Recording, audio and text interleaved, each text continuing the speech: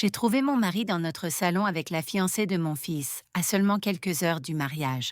J'allais le confronter, mais un mouvement dans le couloir m'a arrêté. C'était mon fils, Elijah. Son visage était un masque de pierre. Il m'a regardé et a murmuré: Maman, je le sais déjà, et c'est pire que tu ne le penses. Bonjour à tous, merci d'être ici avec moi aujourd'hui. Avant de commencer mon histoire, j'aimerais savoir de quelle ville vous me rejoignez. N'hésitez pas à la partager dans les commentaires. Maintenant, laissez-moi vous plonger dans cette histoire. Le matin du mariage de mon fils, je me suis réveillée à 5h00. Je n'arrivais pas à dormir. Je me suis dit que ce n'était que du stress, celui que toute mère ressent lors d'un jour aussi important. J'étais assise ici, dans ce même bureau à domicile, à fixer des feuilles de calcul sur l'écran de mon ordinateur.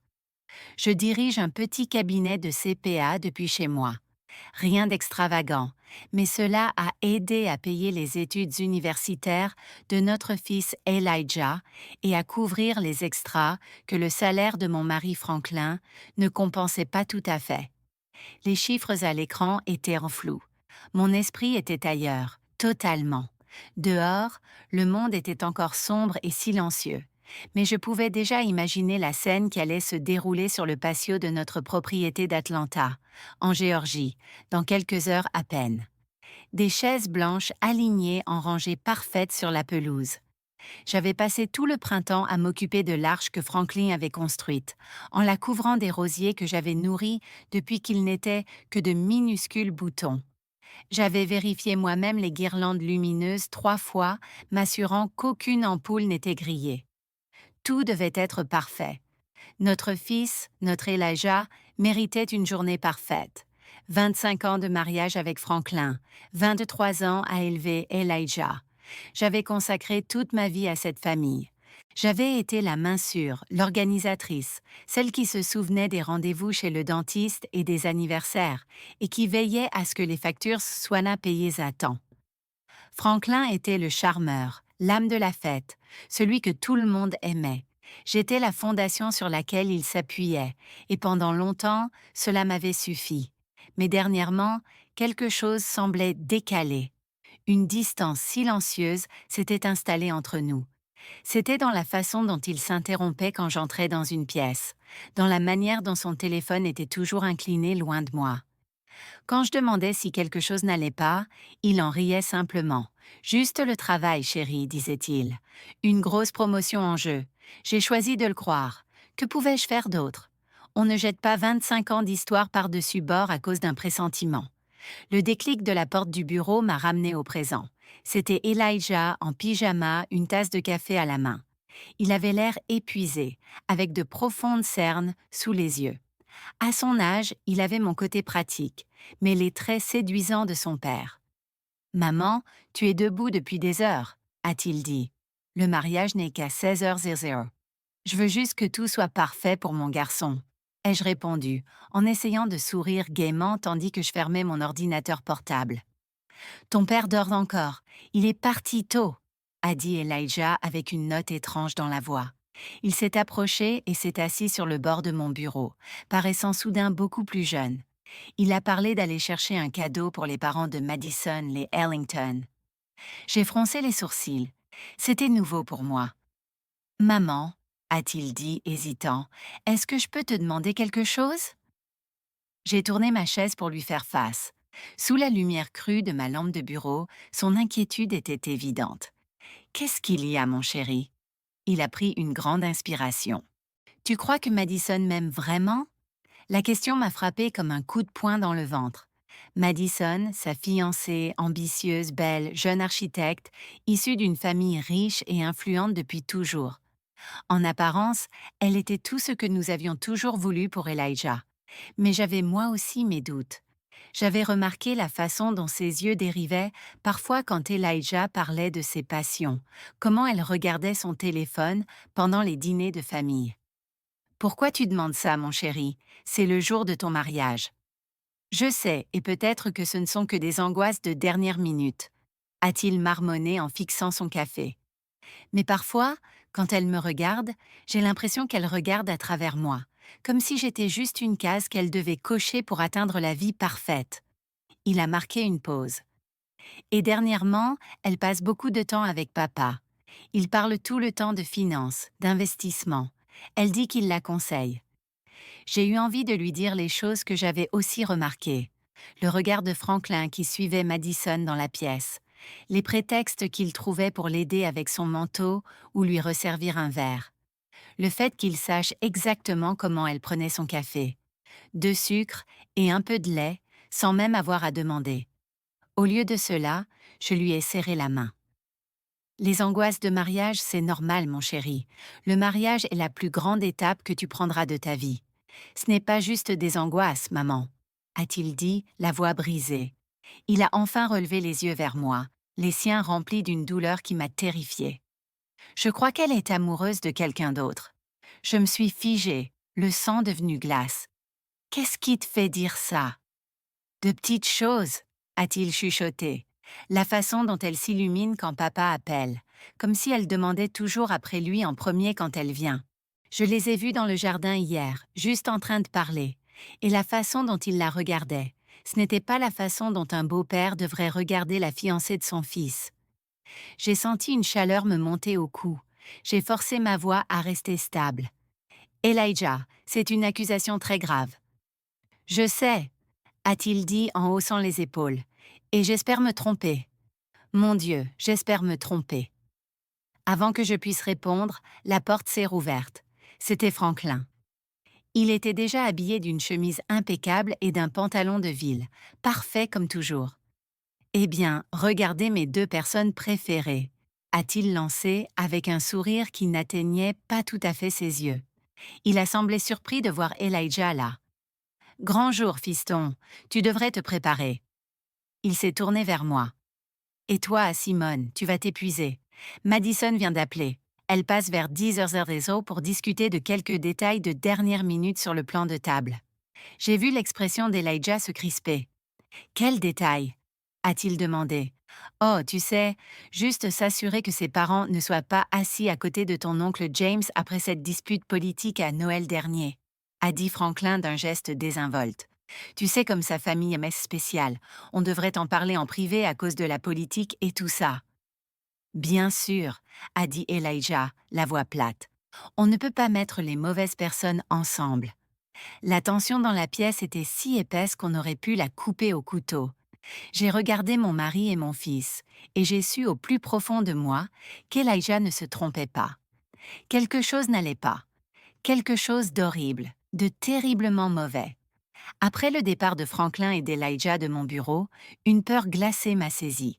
J'étais censée avoir un dernier appel avec le traiteur à 10h30, un appel que je préparais depuis des semaines.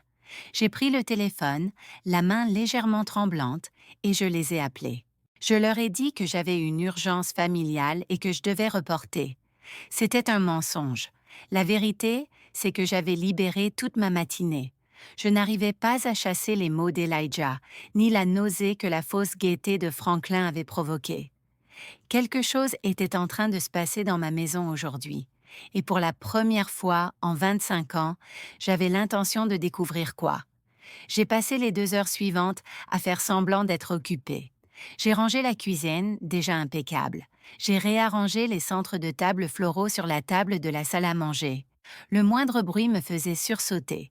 Chaque voiture qui passait faisait marteler mon cœur contre mes côtes. Je me sentais comme une actrice dans une pièce, jouant le rôle de la mère du marié heureuse. Alors qu'à l'intérieur, je me tordais d'angoisse. À 10h00 pile, une BMW blanche et élégante s'est garée dans notre allée, la voiture de Madison. Je l'ai observée depuis la fenêtre de la cuisine lorsqu'elle est sortie. Même en simple jean et chemisier, elle avait l'air de sortir d'un magazine. Elle a ça marché jusqu'à la porte d'entrée avec l'assurance naturelle de quelqu'un qui sait qu'il est à sa place. Mon cœur battait si fort que je l'entendais dans mes oreilles. Je suis sortie par la porte arrière et j'ai contourné la maison, accroupie derrière les grands hortensias qui bordaient entre les fenêtres du salon. Je me sentais ridicule, comme une espionne dans ma propre maison. Mais le besoin de savoir, de confirmer mes peurs ou de les dissiper était écrasant. À travers la grande baie vitrée, je les ai vus. Franklin lui avait ouvert, et il se tenait près de la cheminée, l'endroit où nous prenions nos photos de famille chaque Noël. Il lui servait un verre. Je n'entendais pas leurs mots, mais leur langage corporel disait tout. Ils étaient proches, trop proches. Sa main reposait bas dans son dos. Un geste décontracté, facile à expliquer, mais qui s'attardait une seconde de trop. J'ai serré les poings, mes ongles s'enfonçant dans mes paumes. 25 ans à construire une vie dans cette maison. Nous avions lu des histoires à Elijah sur ce même canapé. Nous avions organisé d'innombrables fêtes de famille dans cette pièce. Et maintenant, mon mari se tenait là, caressant une autre femme, la fiancée de notre fils, le jour du mariage de notre fils. J'étais sur le point de me lever, d'entrer en furie et de les confronter tout de suite. Je me fichais de la scène, je me fichais du mariage. Je ne pensais qu'à la brûlure de la trahison que je voyais. Mais j'ai remarqué un mouvement dans le couloir à l'étage, une ombre dans le reflet de la vitre. J'ai regardé de plus près. C'était Elijah. Il se tenait en haut des escaliers, caché dans l'ombre, et les observait lui aussi. La vue de mon fils, si immobile, si brisé, m'a glacée. Ce n'était pas seulement ma douleur, c'était la sienne. En bas, les choses avaient empiré. La main de Madison était maintenant sur la poitrine de Franklin. Elle s'est penchée vers lui, la tête légèrement renversée, un sourire aux lèvres. Elle a dit quelque chose et il a ri. Un rire que je n'avais pas entendu depuis des années. Léger, sincère, heureux, comme il riait avec moi quand nous étions jeunes et que tout semblait possible. À cet instant, j'ai vu mon mari se transformer en quelqu'un que je ne reconnaissais pas. Quelqu'un de vivant, d'une façon qu'il n'avait pas été avec moi depuis très très longtemps. Puis ses mains étaient dans ses cheveux, et ils se sont embrassés. Ce n'était pas un petit baiser furtif, c'était un baiser profond, passionné, comme au cinéma. Ma vision s'est teintée de rouge. Un grondement a rempli mes oreilles. J'ai fait un pas vers la maison, prête à arracher la porte de ses gonds, prête à hurler jusqu'à m'en déchirer les poumons. Et puis, une main a agrippé mon bras. Je me suis retournée, le cœur bondissant dans ma gorge. C'était Elijah. Il était sorti discrètement de la maison pour me trouver. Son visage était pâle, cendreux, mais ses yeux brûlaient d'une détermination froide et dure que je n'avais jamais vue. « Maman, ne fais pas ça !» a-t-il chuchoté, la voix tendue. « Pas encore, Elijah, c'est… » J'ai étouffé les mots, je n'arrivais même pas à le dire. « Je sais ce que c'est », a-t-il dit. Sa voix était posée, même si je voyais ses mains trembler. « Maman, je le sais depuis des semaines. » Des semaines.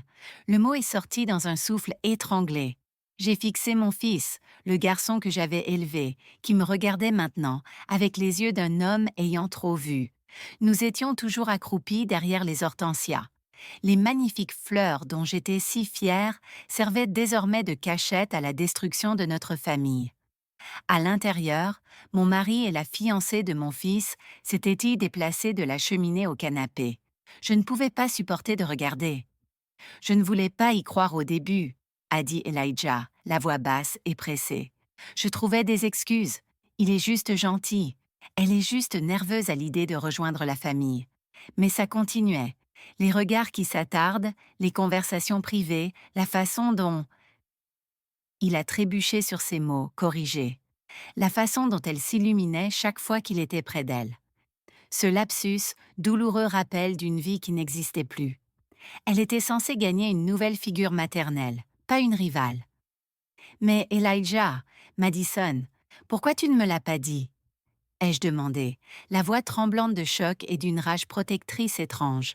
« Tu n'aurais pas dû porter ça tout seul. »« Parce que j'avais besoin de preuves, » a-t-il dit, la mâchoire crispée. Et puis il m'a regardé, les yeux bien plus vieux que ses 23 ans. Je voulais leur donner assez de cordes pour qu'ils se pendent eux-mêmes. Il a sorti son téléphone. Ses mains tremblaient un peu tandis qu'il tapotait l'écran. « J'ai engagé quelqu'un, » a-t-il avoué. « Qu'est-ce que tu as fait ?»« Quoi ?» ?»« Je ne suis pas stupide, maman.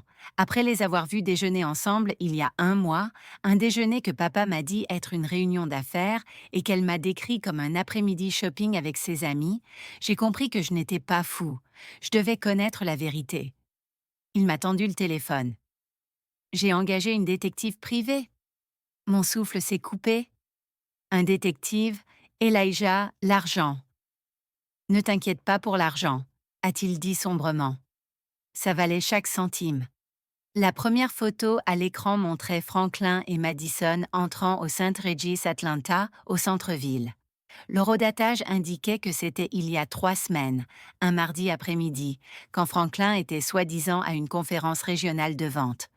La deuxième photo les montrait ressortant ensemble 2 heures plus tard, l'air échauffé et décoiffé.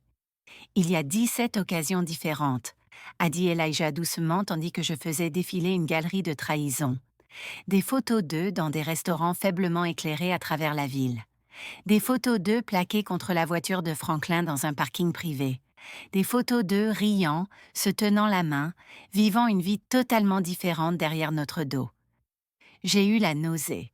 L'ampleur du mensonge était vertigineuse. Ce n'était pas une erreur unique, c'était une liaison calculée, de longue durée. Je me suis relevée. Une nouvelle vague de rage m'a envahie. On arrête tout ça, ai-je dit, la voix d'acier. Maintenant. Non. La voix d'Elijah était tranchante, me forçant à me rasseoir. Maman, fais-moi confiance. J'ai un plan. Un plan, Elijah? C'est insensé. On ne peut pas laisser le mariage. Si, on peut. Il m'a coupé, la voix chargée d'une autorité que je ne lui avais jamais entendue. Et on va le faire. Maman, réfléchis. Si on les confronte maintenant, qu'est-ce qui se passe? Ils vont nier, ils vont tordre la réalité. Papa dira que tu es hystérique, que tu interprètes mal. Madison pleurera et jouera la victime. Ils retourneront tout contre nous. Il avait raison. J'entendais déjà la voix suave de Franklin. Simone, tu exagères. C'est une jeune femme nerveuse. Je lui donnais juste des conseils paternels. Alors, que proposes-tu? Ai-je chuchoté, ma colère se muant en une lucidité froide et terrifiante. Le sourire d'Elijah avait quelque chose de glaçant, d'inconnu. Une humiliation publique, a-t-il dit, les mots suspendus entre nous. Une destruction totale et absolue de leur réputation. Des conséquences juridiques. On ne fait pas que mettre fin à ça, maman. On s'assure qu'ils ne puissent plus jamais faire ça à qui que ce soit. J'ai regardé mon fils. Quand était-il devenu si calculateur, si impitoyable? Puis j'ai regardé à nouveau par la fenêtre. J'ai vu mon mari, l'homme que j'avais aimé et en qui j'avais eu confiance pendant un quart de siècle, commencer à déboutonner le chemisier de Madison sur le canapé où nous avions bâti notre famille. Et à cet instant, j'ai su que la femme que j'avais été, l'épouse compréhensive et indulgente, avait disparu. Elle était morte là, dans la terre, derrière les fleurs que j'avais plantées avec tant de soin. « Dis-moi le plan », ai-je dit. Cette soirée-là a été l'une des plus étranges de ma vie. Franklin est rentré en se comportant comme si de rien n'était, demandant les derniers détails avec le traiteur. Madison était parti depuis des heures, et il était l'image du mari aimant et du père fier. Il parlait de son discours à la réception, de combien il était fier d'Elijah. L'hypocrisie était si épaisse que j'avais du mal à respirer. Je me contentais de hocher la tête et de sourire, coquille vide, tandis qu'à l'intérieur je hurlais. Après que Franklin se soit couché, Elijah et moi nous sommes retrouvés dans mon bureau à domicile. La porte était verrouillée, les stores tirés. On se serait cru dans une salle de guerre, et à bien des égards, c'en était une. Sur mon bureau, il y avait le début d'un dossier de preuves qui aurait fait pleurer de joie un procureur. « Parle-moi de cette détective », ai-je dit en examinant une photo de surveillance qui me retournait l'estomac. « Elle s'appelle Aïcha », a dit Elijah, « Aïcha Whitfield. » Le nom m'a frappé comme une douche glacée. Aïcha, ma sœur, Aïcha.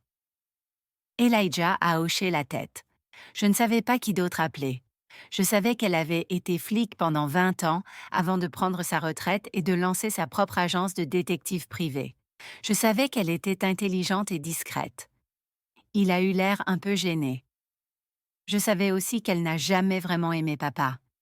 J'ai laissé échapper un rire bref et sec qui ressemblait davantage à un sanglot. Ma petite sœur Aïcha. Nous étions proches, mais je ne lui avais pas parlé de la distance grandissante avec Franklin. J'avais été trop fière, trop honteuse d'admettre que mon mariage pouvait s'effondrer. Je vais l'appeler, ai-je dit, la voix chargée d'émotion. Aïcha a répondu à la deuxième sonnerie. Simone, il est passé minuit. Tout va bien? Non, Aïcha, rien ne va. Et alors, le barrage a cédé. Je lui ai tout raconté. Ce qu'Elijah soupçonnait, ce que nous avions vu ce matin-là, les photos.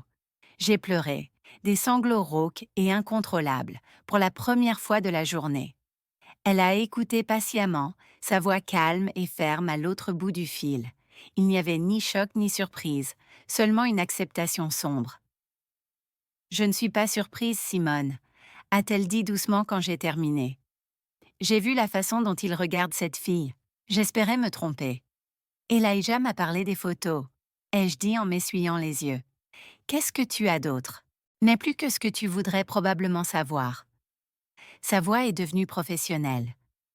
Je suis leur déplacement depuis 3 semaines. Ils se retrouvent 2 fois par semaine comme une horloge au St. Regis Atlanta. Ils paient toujours en liquide. Ils déjeunent dans des restaurants chics où ils ne t'emmèneraient jamais. La semaine dernière, il l'a emmené chez Cartier. J'ai senti cette brûlure de rage à nouveau. Notre argent, l'argent que je gérais avec tant de soin, l'argent censé assurer notre retraite, notre avenir. Et Simone, la voix d'Aïcha s'est adoucie. Il y a plus, quelque chose de plus grave. J'ai fouillé les finances de Franklin pour comprendre d'où venait tout ce liquide pour les hôtels et les cadeaux. Il a été négligent. Qu'est-ce que tu as trouvé? Ai-je demandé, redoutant la réponse. Il y a eu un long silence au bout du fil. Ce n'est pas seulement Madison, a-t-elle dit, la voix lourde. Ce n'est pas la première fois. J'ai trouvé une série de paiements mensuels réguliers remontant à 15 ans, toujours à la même personne, une femme nommée Nicole Jenkins. Ce nom ne me disait rien. Qui est-ce? J'ai creusé. Elle était junior associée dans son ancien cabinet quand Elijah était enfant. Elle est partie brusquement il y a environ 15 ans. Les paiements ont commencé quelques mois après son départ. Aïcha a pris une grande inspiration. Simone. Elle a une fille, une adolescente de 15 ans nommée Zoé. J'ai fait une vérification. Le père n'est pas indiqué sur l'acte de naissance, mais je parierais ma licence que Franklin est son père. Le téléphone m'a paru lourd dans la main. Je n'arrivais plus à respirer. Une fille, un autre enfant, 15 ans de mensonges, 15 ans de double vie, les voyages secrets, les dépenses inexplicables, la distance émotionnelle. Tout s'est emboîté dans une clarté atroce. Je dois en être sûre, Aïcha, ai-je murmuré. Je sais, a-t-elle répondu. Je m'en charge. Mais Simone, tu dois être prête. Quand ça va sortir, ce sera une bombe nucléaire. Je sais, ai-je dit, la voix froide et dure. C'est exactement sur ça qu'on compte. Les 24 heures précédant le mariage ont été un flou de tromperie calculée.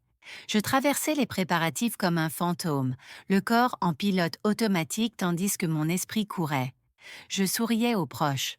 J'approuvais le plan de table finale avec la wedding planner. J'ai même aidé Franklin à ajuster sa cravate, mes doigts effleurant la soie tandis que j'imaginais la serrer autour de son cou. Chaque interaction était une performance, chaque mot poli un mensonge. Aïcha a travaillé vite. Elle était professionnelle, et là, c'était devenu personnel. Elle m'a dit qu'elle avait un contact dans un laboratoire privé. C'est risqué, Simone, mais si on peut obtenir un échantillon ADN propre de Franklin, on peut faire une comparaison préliminaire non officielle avec un échantillon de la fille. Cette nuit-là, après que Franklin se soit endormi, ronflant doucement à côté de moi dans le lit que nous partagions depuis un quart de siècle, je me suis glissée hors de la chambre. Mon cœur battait à chaque craquement du parquet. Je suis allée dans la salle de bain et j'ai pris sa brosse à dents dans son gobelet. Ma main tremblait tellement que j'ai failli la laisser tomber.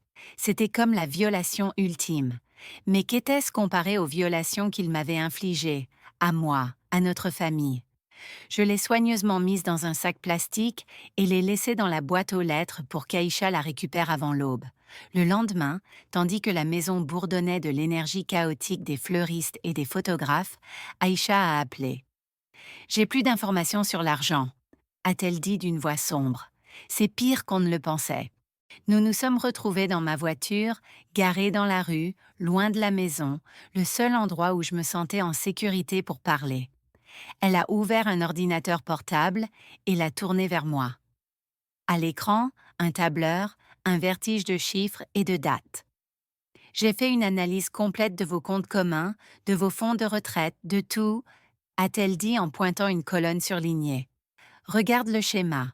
Pendant des années, Franklin a fait des retraits en liquide régulier, de petits montants, 500 ici, 700 là, jamais plus de 1000 à la fois, toujours dans des agences différentes. Je croyais que c'était pour son hobby, ai-je dit, sidérée. Il m'a toujours dit qu'il investissait dans des pièces rares, quelque chose qui exigeait des transactions en liquide. Encore un mensonge. Son hobby s'appelait Madison, a dit Aïcha sèchement. Le liquide pour les hôtels, les dîners chers, les cadeaux, ce collier Cartier. Il en a payé la moitié en espèces, mais ce n'est pas le pire. Elle a cliqué sur un autre onglet. Il a contracté des prêts sur ton plan de retraite. J'ai fixé l'écran.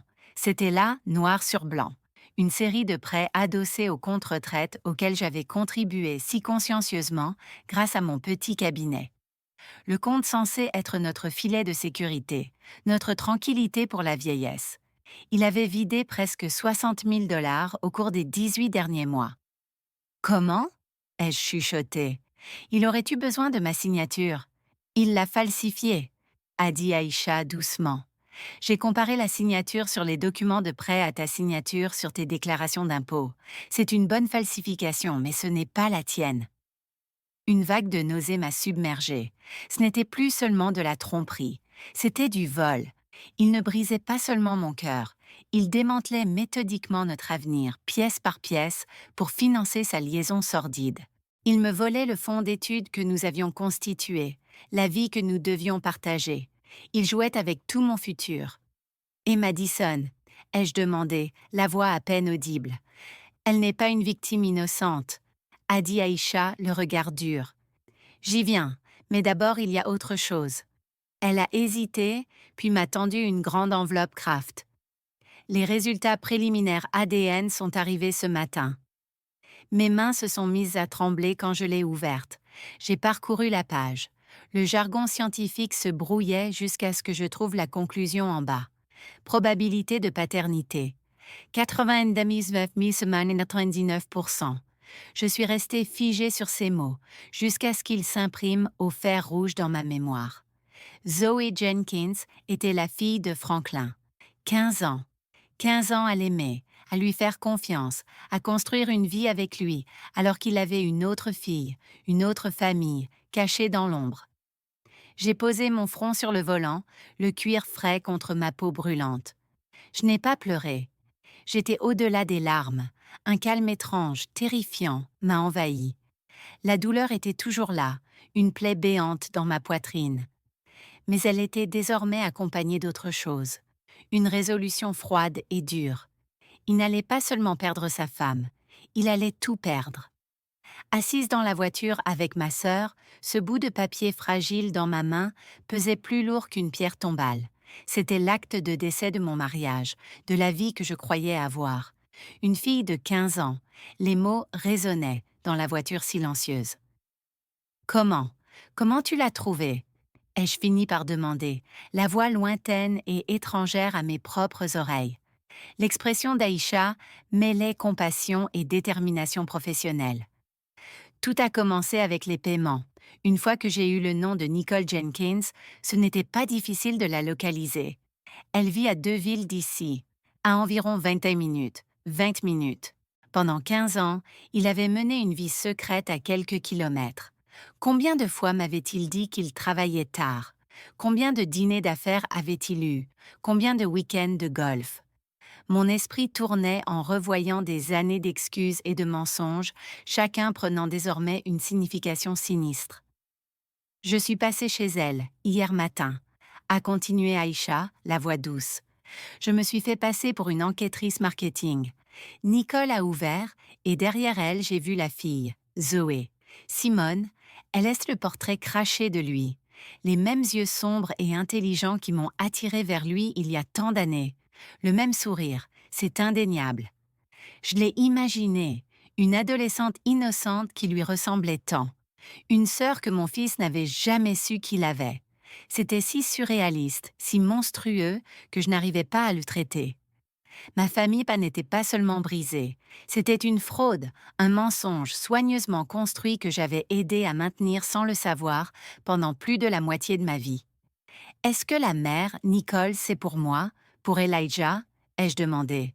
Je ne peux pas l'affirmer, a admis Aïcha. Mais la façon dont elle vit, une jolie maison, un bon quartier scolaire, mais pas de carrière flamboyante, montre clairement que Franklin est sa source principale de soutien financier. Elle a toutes les raisons de garder le silence. Il ne payait pas seulement une pension alimentaire, il finançait toute sa vie avec mon argent, avec notre argent, avec l'argent de mon cabinet, avec nos économies communes, l'argent qu'il a volé à notre retraite. La trahison était si profonde, si stratifiée, que je me sentais me noyer. C'était un pillage systématique de mon travail, de ma confiance et de mon avenir. J'ai rendu le rapport ADN à Aïcha. Mets-le avec le reste des preuves, ai-je dit. Ma voix, dépouillée d'émotion, était engourdie. Le choc était si violent qu'il avait court-circuité ma capacité à ressentir autre chose qu'un vide froid et lourd. J'ai pensé à cette fille, Zoé. Quel genre d'homme dit à sa fille qu'il ne peut pas la reconnaître? Quel genre d'homme élève un fils au grand jour tout en gardant un autre enfant dans l'ombre? La cruauté, pas seulement envers moi et Elijah, mais envers cette adolescente innocente, était stupéfiante. Et Madison? Ai-je demandé, ayant besoin de déplacer mon attention pour accrocher un point de fixation à la colère qui commençait à faire fondre la glace dans mes veines. Tu as dit qu'il y avait plus sur elle. Aïcha a hoché la tête, son expression se durcissant. Oui, Madison, parlons de la fiancée.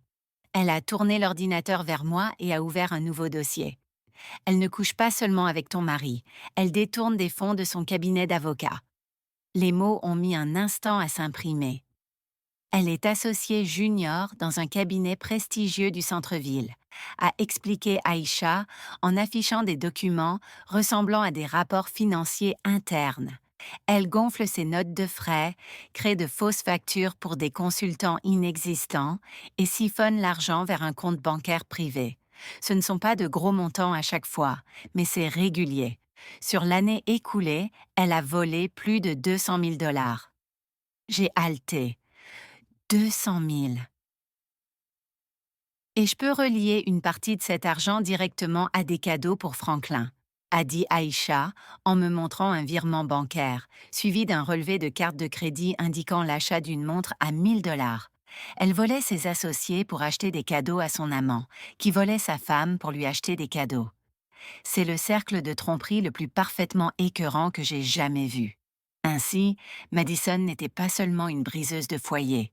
C'était une criminelle, une voleuse, et elle allait épouser mon fils, amenant sa corruption et ses mensonges au cœur de ce qu'il restait de ma famille. L'engourdissement dans ma poitrine a disparu, remplacé par une fureur blanche. Ce n'était plus une simple histoire de cœur brisé. C'était protéger mon fils. C'était la justice. C'était faire en sorte que ces deux personnes paient pour chaque mensonge, chaque dollar, chaque promesse brisée. D'accord, ai-je dit en regardant ma sœur dans les yeux. Le plan pour le mariage. Repassons-le encore une fois. Je veux que ce soit parfait. La connaissance du détournement de Madison a ajouté une couche criminelle sombre à une trahison déjà sidérante. Cela changeait tout. Ce n'était plus seulement un drame domestique, chaotique et déchirant. C'était une conspiration de fraude et de vol, perpétrée par deux personnes qui auraient dû nous être les plus proches. Comment tu as obtenu tout ça? Ai-je demandé à Aïcha en pointant les documents accablants sur l'écran. Nous étions toujours dans ma voiture, l'air chargé de complots et de café rassis. Madison n'est pas aussi intelligente qu'elle le croit, a dit Aïcha avec une satisfaction sombre. Elle a été négligente. Et j'ai des amis dans la police qui ont bien voulu tirer quelques ficelles quand ils ont entendu l'histoire. Un collègue de l'unité des crimes économiques a vu ces schémas et a su immédiatement de quoi il s'agissait. Elle a montré l'écran. Elle faisait transiter l'argent par une société écran qu'elle a créée en utilisant le nom de jeune fille de sa mère. C'était amateur. J'ai pensé aux parents de Madison, les Ellington. Ils étaient parmi des piliers de la communauté. Son père était un juge fédéral respecté. Sa mère siégeait au conseil d'administration de 3 associations caritatives. Ils évoluaient dans des milieux où la réputation était tout. Ils croyaient que leur fille était une étoile brillante en pleine ascension, épousant une famille solide et respectable. Ils n'avaient aucune idée que leur fille dorée était une voleuse, et que la famille stable, dans laquelle elle s'apprêtait à entrer, était un château de cartes fait de mensonges.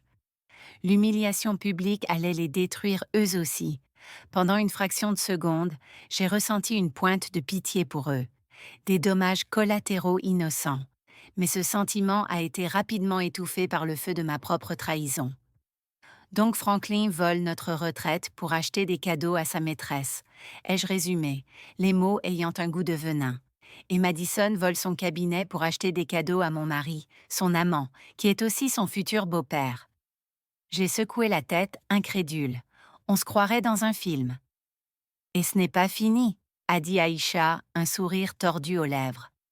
Une partie de l'argent que Franklin a retiré de ton plan de retraite, il l'a investi dans une affaire immobilière infaillible que Madison lui a recommandée. Laisse-moi deviner, ai-je dit, la voix dégoulinante de sarcasme. L'affaire a capoté. L'affaire n'a jamais existé, a confirmé Aïcha. L'argent est allé directement sur son compte secret. Elle le volait aussi, lui. Il était tellement aveuglé par son ego et son infatuation qu'il ne s'est rendu compte de rien. J'ai ri, un son amer, sans joie. Mon mari brillant et charmeur, l'homme qui se croyait toujours le plus intelligent, se faisait escroquer par une détentrice de fonds de 20 et quelques années. C'était presque poétique. Nous avons passé une autre heure à revoir les preuves recueillies par Aïcha. Elle avait tout, relevés bancaires, photos de surveillance, reçus d'hôtel payés en espèces, documents de prêts falsifiés et maintenant un dossier criminel complet sur les activités de Madison, prêt à être remis au procureur.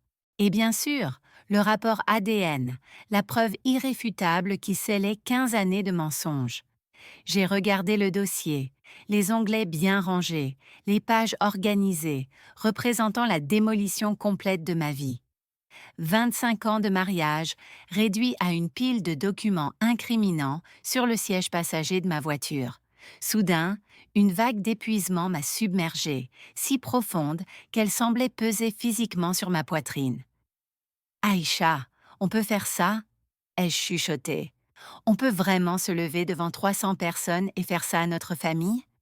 Aïcha a posé sa main sur mon bras. Sa prise était ferme, rassurante. Simone, écoute-moi, a-t-elle dit d'un ton sérieux. Quelle autre option as-tu? Si tu les confrontes en privé, ils mentiront, ils te manipuleront. Ils retourneront Elijah contre toi. Ils nieront, nieront, nieront, jusqu'à ce que tu commences à croire que c'est toi la folle. J'ai vu ça 100 fois. Elle avait raison. Franklin était un maître de la manipulation. Il pouvait charmer pour s'en sortir de tout. Comme ça, a-t-elle continué, il n'y a pas d'échappatoire, pas de place pour les mensonges. Il n'y a que la vérité, présentée devant tous ceux qu'il voulait impressionner. Ce n'est pas seulement de la vengeance, Simone, ce sont des conséquences. Madison doit risquer la prison. Franklin doit être tenu responsable, pas seulement pour l'infidélité, mais pour la fraude financière qu'il a commise contre toi. C'est la seule façon d'arrêter les mensonges pour toujours. J'ai inspiré profondément l'air vicié de la voiture. J'ai pensé à Elijah, son visage pâle et déterminé. À Zoé, la fille que je ne connaissais pas. Aux 25 ans, offert à un homme qui me mentait depuis le début. Tu as raison, ai-je dit, la voix redevenue claire et ferme. C'est la seule façon. J'ai démarré la voiture. Allons-y, on a un mariage à préparer. Les dernières heures avant le mariage ont été les plus irréelles de ma vie. Je suis rentrée et j'ai repris mon rôle de mère du marié calme et heureuse. Je ressentais un étrange détachement, comme si je regardais un film de ma propre vie. Je me voyais rire avec mes cousins, complimenter la robe de ma belle-sœur et assurer au traiteur que tout était parfait. À l'intérieur, j'étais un nœud de tension et de chagrin.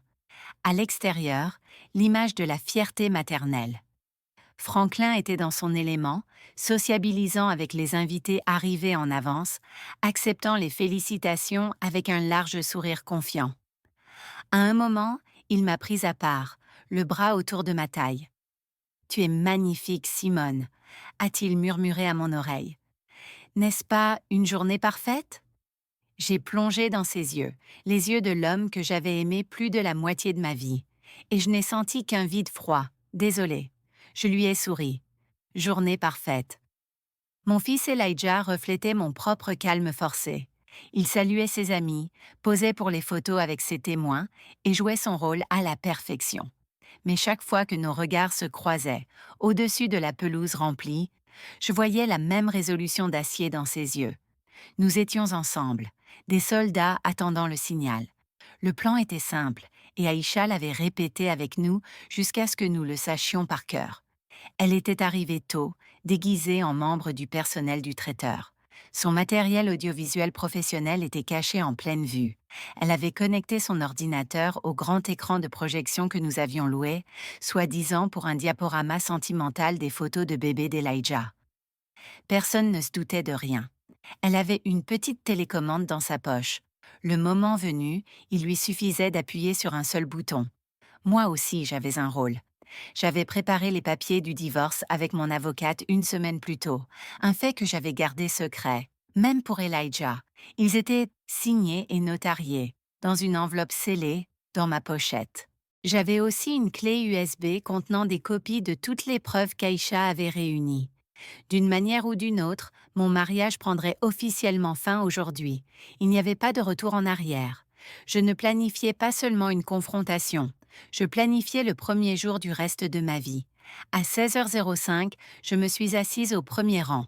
Le quatuor à cordes a commencé à jouer et le cortège a fait son entrée. Franklin s'est assis à côté de moi, serrant ma main avec ce qui semblait être une affection sincère. J'ai ressenti un frisson de dégoût, mais je me suis forcée à ne pas retirer ma main. Madison est apparue au bout de l'allée, vision de dentelle blanche. Elle était radieuse, magnifique et totalement frauduleuse. Elle a souri à la foule. Puis ses yeux ont trouvé Franklin au premier rang. Pendant une fraction de seconde, un regard est passé entre eux. Un regard de secret partagé, de conspiration triomphante. Ils croyaient avoir gagné. Ils croyaient n'être qu'à quelques minutes de cimenter leur avenir parfait et trompeur. Elijah se tenait à l'autel, le visage illisible. Lorsque Madison l'a rejoint, il lui a pris la main. Son expression n'a pas bougé. Il a regardé la foule, balayant les visages jusqu'à ce que ses yeux se posent sur moi. Il a fait un seul signe de tête, presque imperceptible. C'était l'heure. L'officiant a commencé la cérémonie avec les mots habituels sur l'amour, l'engagement et la fidélité. L'ironie était si dense qu'elle en devenait suffocante. Je me demandais si Franklin et Madison écoutaient seulement ou s'ils planifiaient déjà leur prochain rendez-vous secret. La cérémonie a continué. Ils ont échangé des vœux qu'ils ne pensaient pas, des promesses qu'ils avaient déjà brisées 100 fois. Mon estomac se tordait à chaque mensonge qui sortait de leurs lèvres. Enfin, l'officiant est arrivé au moment critique. Il a souri avec bienveillance à l'Assemblée. Si quelqu'un ici a une raison pour laquelle ces deux personnes ne devraient pas être unies par les liens sacrés du mariage, qu'ils parlent maintenant ou se taisent à jamais. Un silence est tombé sur les 300 invités. C'était le moment. Mon cœur martelait mes côtes si fort que je croyais qu'il allait les traverser. Je sentais les regards sur nous. J'ai pris une lente inspiration, délibérée, puis je me suis levée. Au moment où je me suis levée, un souffle collectif a parcouru les 300 invités. L'air, jusque-là rempli de la musique douce du quatuor et de la brise tiède, est devenu épais et silencieux. Tous les visages dans le jardin se sont tournés vers moi. Je sentais leur confusion, leur choc, leur curiosité comme une force physique. Franklin, assis à côté de moi, s'est raidi. « Simone, qu'est-ce que tu fais ?» a-t-il sifflé en me saisissant le bras. « Assieds-toi, tu fais une scène. » J'ai repoussé sa main comme si c'était un serpent venimeux. J'ai regardé au-delà de lui, les yeux fixés sur mon fils, Elijah, à l'autel, le visage pâle mais résolu. Il savait. Nous avions tout planifié. Puis j'ai regardé Madison, dont le sourire radieux s'était figé en un masque d'horreur confuse.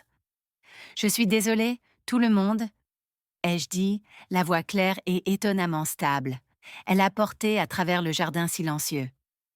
Je m'excuse pour cette interruption, mais je crois que l'officiant a demandé si quelqu'un avait une raison pour laquelle ce mariage ne devrait pas avoir lieu. Eh bien oui, j'ai une raison. Un murmure a parcouru la foule. J'ai vu le père de Madison, le juge Ellington, commencer à se lever, une indignation tonitruante sur le visage. Madame Whitfield, que signifie tout cela? A-t-il tonné. Cela signifie, juge Ellington, ai-je répondu en me tournant vers lui, que votre fille est sur le point d'épouser mon fils sous de faux prétextes, et je pense que vous et tous ceux réunis ici aujourd'hui méritez de connaître la vérité. J'ai sorti de mon sac la petite télécommande, celle qu'Aïcha m'avait donnée. Mon pouce planait au-dessus du bouton rouge. La vérité? A craché Franklin, le visage écarlate. Simone, tu as perdu la tête. Tu humiliais notre fils? Ah oui, Franklin, ai-je demandé calmement, en posant sur lui un regard d'un froid glacial. C'est toi qui as humilié notre fils, toi et ta maîtresse. Et j'ai appuyé sur le bouton. Derrière l'autel, le grand écran censé afficher un diaporama des photos de bébé d'Elijah s'est allumé. La première image a été une photo de surveillance nette de Franklin et Madison, enlacés dans un baiser passionné dans notre salon. Celui qu'Elijah et moi avions vu la veille. La foule a explosé. Cris, halètements, des gens se levant pour mieux voir. J'ai vu la mère de Madison porter une main à sa poitrine, le visage livide. Mais ce n'est pas tout, ai-je continué, ma voix s'élevant au-dessus du chaos. Ce n'était pas une erreur unique, ça dure depuis des mois. L'écran a changé, Franklin et Madison entrant au St. Regis Atlanta, l'horodatage bien visible, puis une autre et encore une autre. Un collage de leurs rendez-vous secrets, leurs mensonges exposés à tous. Madison a balbutié, tentant de nier, mais sa voix s'est noyée dans le tumulte.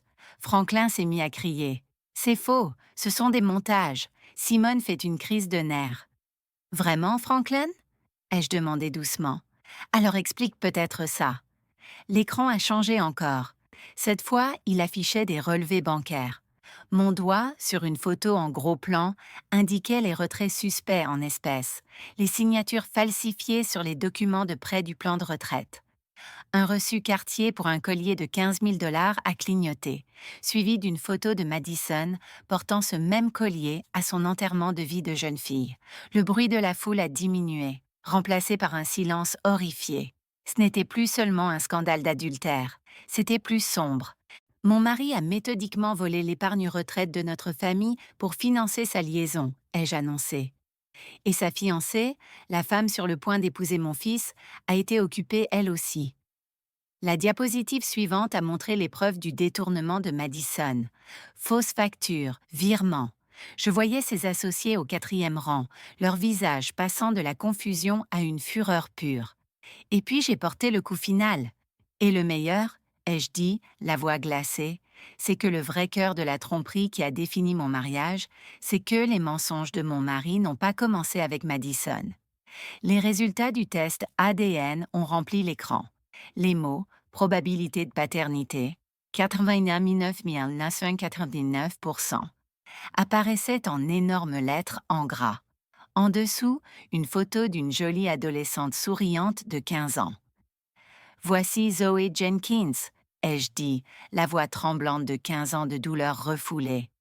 C'est la fille de Franklin, une fille qu'il m'a cachée, à moi et à son propre fils, pendant toute sa vie. Le silence qui a suivi a été total. 300 personnes fixant la preuve d'une trahison si complète, si dévastatrice, que même les plus grands commères en restaient muets. Et dans ce silence parfait et terrible, j'ai regardé le monde que je connaissais depuis 25 ans partir en cendres. Le silence a été brisé par un seul sanglot, sec. Il venait de Madison qui a vacillé, le visage d'un blanc cadavérique contre la blancheur pure de sa robe. Puis elle s'est effondrée au sol en un tas de dentelles et de rêves brisés. Ce son a rompu le sort. Le jardin est devenu un chaos. Les gens criaient, pointaient, sortaient leur téléphone pour filmer le désastre. La mère de Madison s'est précipitée vers sa fille, tandis que son père, le juge, restait figé, le visage marqué d'incrédulité et d'humiliation totale. Franklin s'est figé un instant, son visage passant par la rage, la panique et l'horreur grandissante. Il a regardé l'écran, puis moi, puis les visages stupéfaits de ses amis et collègues. Il était piégé. Aucun mensonge, aucune parole douce ne pouvait l'en tirer. Son monde soigneusement construit venait d'être publiquement et irrévocablement détruit. Alors il a fait la seule chose qu'un lâche pouvait faire. Il a fui. Il a détalé, bousculant la foule stupéfaite, renversant un plateau de coupe de champagne en se précipitant vers le parking. Il essayait littéralement de s'enfuir de l'explosion de sa propre vie. Mais Aïcha l'attendait. Ma sœur, toujours en uniforme de traiteur, est sortie derrière un grand chêne à la limite de la propriété. Elle était petite, mais bougeait avec l'assurance d'une policière aguerrie. Quand Franklin est passé près d'elle en courant, elle a tendu le pied. Un croche-pied parfaitement exécuté. Franklin s'est étalé, heurtant la pelouse impeccable et glissant sur quelques mètres dans son costume de mariage cher. « Tu vas quelque part, Franklin ?» a demandé Aïcha d'un ton détaché en s'approchant de lui, étendu et haletant. À ce moment-là, Elijah avait quitté l'hôtel et se tenait à côté de moi. Il m'a entouré fermement de son bras. Madison s'était relevée, soutenue par sa mère en larmes, et m'a pointé du doigt, tremblante. « Toi, tu as tout planifié !» a-t-elle hurlé, la voix aiguë d'hystérie. « Tu as planifié tout ça pour ruiner ma vie. » « Non, Madison, » a dit Elijah, la voix froide et nette traversant ses cris.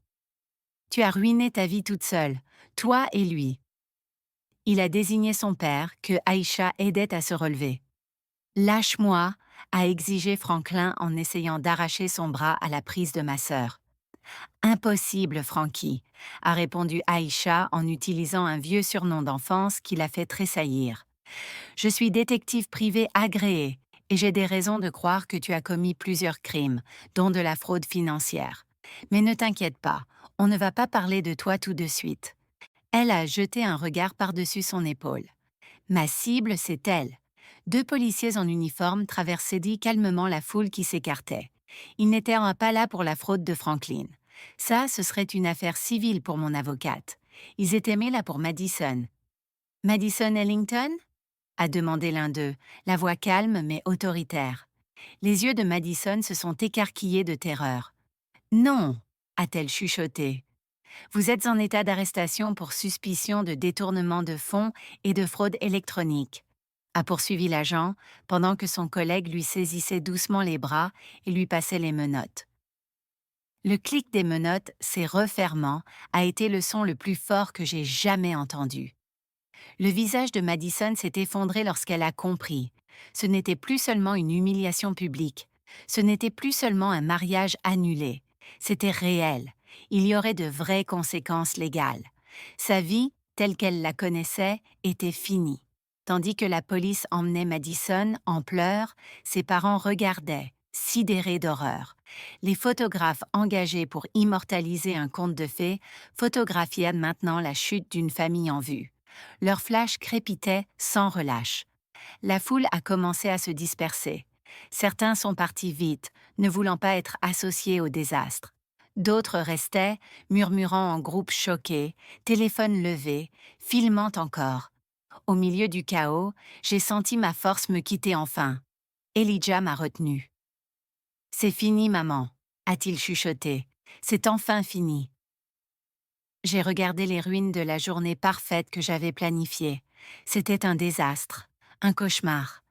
Mais pour la première fois depuis des mois, j'avais l'impression de pouvoir respirer. Si vous m'écoutez encore, vous me feriez une énorme faveur en mettant un like à cette vidéo et en commentant le chiffre ci-dessous. Ça me montre votre soutien et que vous êtes là avec moi dans ce parcours. Votre soutien est un grand encouragement. Commentez le chiffre 1 et laissez-moi vous raconter la suite. Les 3 heures qui ont suivi l'explosion ont été un flou de gyrophares bleus, de conversations à voix basse et du processus lent et douloureux de démonter un mariage qui n'a jamais eu lieu. La police a pris nos déclarations. Madison a été emmenée dans une voiture de patrouille, sa magnifique robe de mariée paraissant absurde et tragique sous l'éclairage cru du soleil couchant. Franklin, après avoir été interrogé puis relâché, a simplement disparu. Il est monté dans sa voiture et est parti sans un mot pour moi ou pour son fils. Et toi? A demandé Elijah, un éclat de sa chaleur d'autrefois revenant dans ses yeux. Je ne sais pas encore, ai-je répondu honnêtement. Je crois que je suis juste engourdie. Les semaines suivantes ont été un calvaire douloureux et chaotique. L'histoire, comme prévu, est devenue une sensation médiatique locale. Scandale le jour du mariage, fiancé arrêté à l'hôtel, père du marié impliqué dans des décennies de mensonges. Nos noms et nos visages étaient dit partout. J'ai cessé de répondre au téléphone. Je ne sortais plus de la maison sauf nécessité absolue. Mon petit cabinet de CPA a souffert. Certains clients de longue date ont discrètement emporté leur dossier ailleurs, mal à l'aise avec la notoriété. Le lendemain du mariage, j'ai fait exactement ce que j'avais prévu. Je suis entrée dans le cabinet de mon avocate, mon sac contenant les papiers de divorce signés et la clé USB de preuve, et j'ai déposé la demande. Avec la montagne de preuves, Franklin n'a même pas essayé de se battre. La procédure a été rapide et brutale. Dans l'accord, j'ai obtenu la maison et une grande partie de ses actifs restants en compensation de la fraude qu'il avait commise sur nos fonds de retraite. Ce n'était pas une victoire, c'était une restitution. Madison, face à des preuves accablantes, a accepté un accord. Elle a été condamnée à 2 ans dans une prison à sécurité minimale et a remboursé jusqu'au dernier centime de ce qu'elle avait volé. La réputation de sa famille a été réduite en lambeaux. La chute de Franklin a été plus discrète, mais tout aussi totale. Il a perdu son emploi, sa réputation et le respect de tous ceux qu'il connaissait. Il a emménagé dans un petit appartement de l'autre côté de la ville et, d'après ce que j'ai entendu, il se montrait rarement en public. Mais la partie la plus compliquée de l'après-coup, c'était Zoé. 2 semaines après le mariage, j'ai reçu une lettre. Elle venait de Nicole Jenkins, la mère de Zoé. Elle était courte, directe. Elle s'excusait de la douleur que sa relation passée avec Franklin avait causée et disait que sa fille Zoé avait appris la vérité par les informations et voulait rencontrer Elijah et moi. Je suis restée avec cette lettre pendant 3 jours. Qu'étais-je censée faire? Cette fille était l'incarnation vivante de la plus grande trahison de mon mari. Mais elle était aussi innocente. Elle n'avait rien demandé. C'était la sœur de mon fils. J'ai montré la lettre à Elijah. Il l'a lue, le visage sombre. « Je veux la rencontrer », a-t-il dit immédiatement. « C'est ma sœur, maman. Elle mérite de connaître sa famille, ou ce qu'il en reste. » Alors j'ai appelé. Nous avons convenu de nous retrouver dans un lieu neutre, un petit café tranquille à mi-chemin entre nos villes. J'étais terrifiée. En attendant leur arrivée, j'ai tordu la serviette en papier entre mes mains jusqu'à la réduire en lambeaux. Puis elles sont entrées. Nicole était une femme ordinaire, fatiguée, qui semblait porter le poids de ses secrets dans l'affaissement de ses épaules. Et derrière elle, il y avait Zoé. Dès que je l'ai vue, mon souffle s'est arrêté. Aïcha avait raison. Elle avait les yeux de Franklin, ces mêmes yeux sombres et intelligents qui m'avaient fait tomber amoureuse de lui tant d'années auparavant. Elle avait l'air effrayée et incertaine, serrant un livre contre sa poitrine comme un bouclier. Et à cet instant, en regardant cette adolescente innocente, victime de tout cela, j'ai su que ma colère n'était pas dirigée contre elle. Elle était dirigée contre lui, toujours contre lui. Cette première rencontre avec Zoé a été maladroite. Les mots étaient lourds et insuffisants. Elijah, Dieu le bénisse, a fait l'essentiel de la conversation. Il lui a demandé comment se passait le lycée, quel était le livre qu'elle tenait, comment était sa vie. Il n'a pas demandé des choses sur Franklin. Il l'a simplement traitée comme une personne, comme une sœur qu'il rencontrait pour la première fois. Moi, pour l'essentiel, je me suis contentée d'observer, essayant de concilier l'image de cette fille timide et douce avec le mensonge monumental qu'elle représentait. Peu à peu, Prudemment, nous avons commencé à construire quelque chose de nouveau. Nous nous sommes revus pour un café, puis un déjeuner. Elijah et Zoé ont commencé à s'envoyer des messages, découvrant un amour commun pour les vieux films et la cuisine épicée. Je me suis surprise à attendre nos rencontres avec impatience, à écouter sa vie. Elle était brillante, drôle et gentille. Une âme innocente prise dans les décombres causés par nos parents. Une année a passé. La vie s'est installée dans un nouveau rythme, inconnu. Le divorce a été finalisé, la tempête médiatique s'est calmée, remplacée par de nouveaux scandales. J'ai mis mon énergie à reconstruire mon entreprise et peu à peu, mes clients sont revenus. J'ai vendu la grande maison familiale avec son jardin plein de fantômes et j'ai acheté une maison de ville plus petite, plus facile à gérer pour moi. C'était calme, paisible et c'était à moi. Elijah, après des mois de thérapie pour surmonter le traumatisme de la trahison, s'épanouissait. Il avait quitté son emploi dans l'entreprise et était retourné à l'école pour poursuivre sa vraie passion, l'architecture paysagère. Il dessinait de beaux espaces, créant de l'ordre et de la beauté à partir de terre et de pierre, une métaphore parfaite de ce qu'il faisait avec sa propre vie. Il fréquentait une jeune femme adorable, une bibliothécaire douce et sincère qui le regardait comme s'il était la seule personne au monde. Et Zoé était devenue une partie de nos vies. Elle venait dîner tous les 2 dimanches. Elle et Elijah avaient développé un vrai lien fraternel, se taquinant et parlant pendant des heures. Je me surprenais à ressentir pour elle un amour farouchement protecteur. Elle n'était plus un symbole de trahison. Elle était juste Zoé, la sœur de mon fils, et d'une certaine façon une partie de ma famille. Un soir, environ 1 an après le mariage qui n'a pas eu lieu, j'étais assise dans le salon de mon nouveau chez-moi quand la sonnette a retenti. C'était Franklin. Je ne l'avais ni vu ni entendu depuis le jour où il s'était enfui de notre réception ruinée. Il avait l'air diminué, plus vieux, plus gris, l'arrogance confiante disparue, remplacée par une profonde lassitude. Il a demandé s'il pouvait entrer. J'ai hésité. Puis je me suis écartée. Il m'a dit qu'il suivait une thérapie, qu'il essayait de comprendre pourquoi il avait fait ce qu'il avait fait. Il s'est excusé. Il a dit qu'il était désolé pour les mensonges, la trahison, la douleur qu'il avait causée à moi, à Elijah et à Zoé. J'ai écouté et j'ai su qu'il le pensait. Mais des excuses ne pouvaient pas effacer 25 ans de tromperie. « Je te pardonne, Franklin », ai-je dit, et j'ai été surprise de constater que je le pensais vraiment. Pas pour toi, mais pour moi. Je ne peux plus porter cette colère, elle est trop lourde. Je l'ai regardé dans les yeux. Mais je ne te ferai plus jamais confiance. Nous ne pourrons jamais revenir en arrière. Il a hoché la tête, les yeux humides. Je sais, a-t-il chuchoté, puis il est parti. Cette nuit-là, en me préparant à aller me coucher, j'ai repensé à la femme que j'étais 1 an plus tôt, accroupie dans la terre derrière les hortensias. Elle était si brisée, si perdue. J'aurais voulu retourner en arrière et lui dire que tout irait bien, que la douleur n'était pas la fin de l'histoire. La famille que je croyais avoir était un mensonge. Elle s'est brisée en 1000 morceaux cet après-midi ensoleillé. Mais ce que Elijah, Zoé et moi avons construit à sa place était plus petit, plus discret, imparfait. Mais c'était honnête.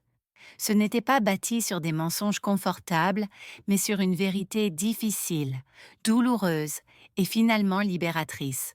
Nous avions tout perdu, mais en le perdant, nous avions trouvé quelque chose de réel. Et pour la première fois depuis longtemps, très longtemps, cela me semblait suffisant. Merci d'avoir écouté mon histoire. Si vous avez vécu quelque chose de similaire, ou si une partie de tout cela a résonné en vous, n'hésitez pas à partager vos pensées dans les commentaires. Vos histoires comptent. Et si vous souhaitez en entendre davantage, pensez à aimer cette vidéo et à vous abonner à la chaîne.